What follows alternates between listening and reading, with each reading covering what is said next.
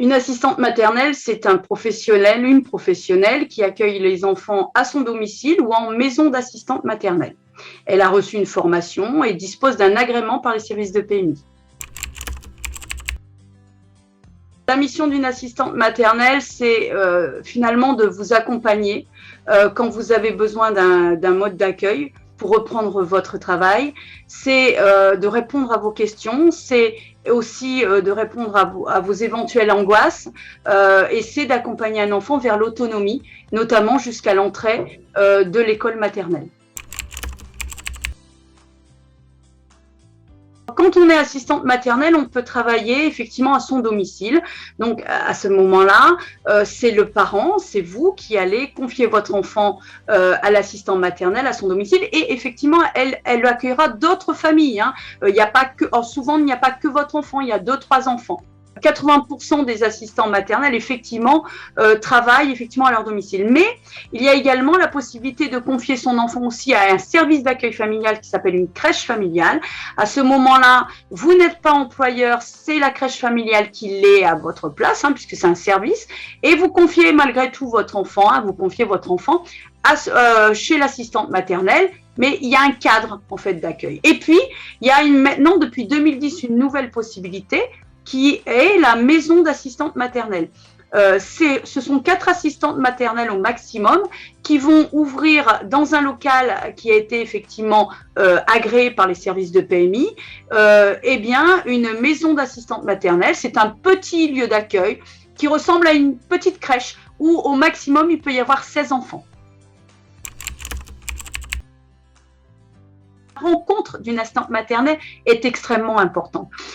Souvent, les parents peuvent effectivement avoir des craintes, et c'est normal de confier leur enfant, mais en fait, la rencontre avec l'assistante maternelle qui vous convient, est déterminante.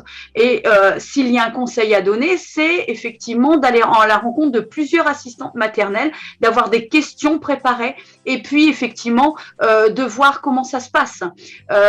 Mais on peut aussi faire appel à une assistante maternelle quand on a déjà repris le travail, soit parce qu'on a eu un moment en congé parental, qu'on a déjà un travail, et puis effectivement, soit parce qu'on souhaite modifier son mode d'accueil.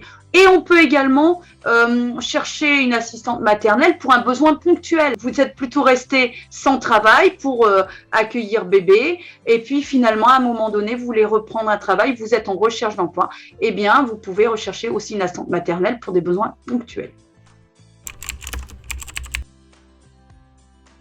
Pour trouver une assistante maternelle, vous pouvez déjà aller sur le site monenfant.fr de la CAF.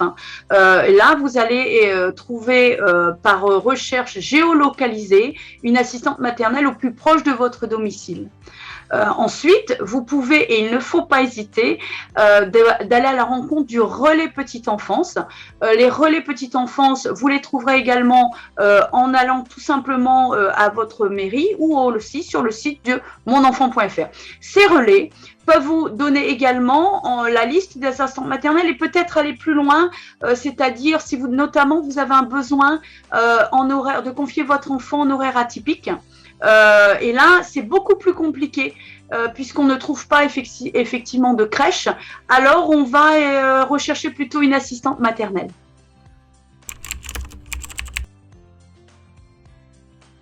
Si vous employez une assistante maternelle, vous bénéficierez d'une aide qui s'appelle le complément mode de garde de la PAJE, prestation d'accueil du jeune enfant. Alors, depuis quelque temps, vous pouvez faire des simulations, vous pouvez déjà aller voir effectivement quel montant vous percevrez, puisque ça passe de 150 € à peu près à 450, voire à 600 € par mois. Et donc, il faut aller, le mieux, c'est d'aller se rendre sur le site de la CAF. Mais il est effectivement très aisé maintenant d'avoir des renseignements sur sa propre situation en rencontrant le relais petite enfance qui peut vraiment vous accompagner dans cette démarche. Vous bénéficierez donc d'une aide. Il y aura forcément un reste à charge minimum de 15%, mais vous bénéficiez également à la fin de chaque année d'un crédit d'impôt. juste l'actualité à savoir, c'est qu'en 2024, ce crédit d'impôt sera proratisé dès le premier mois où vous confiez votre enfant, ce qui vous amènera à avoir un reste à charge encore moins important. Il est important également, lorsqu'on va rencontrer une assistante maternelle, quand on va poser des questions, toute question est souhaitable, il ne faut surtout pas rester avec des questions, de voir si l'assistant maternel pense à réfléchir à son projet d'accueil.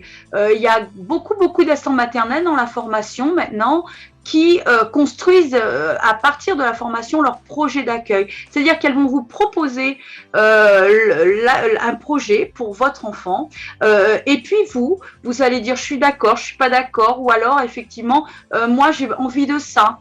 Et à partir de vos demandes, c'est un accueil finalement un peu sur mesure, elle va construire effectivement cet accueil avec vous. On est vraiment dans la coéducation.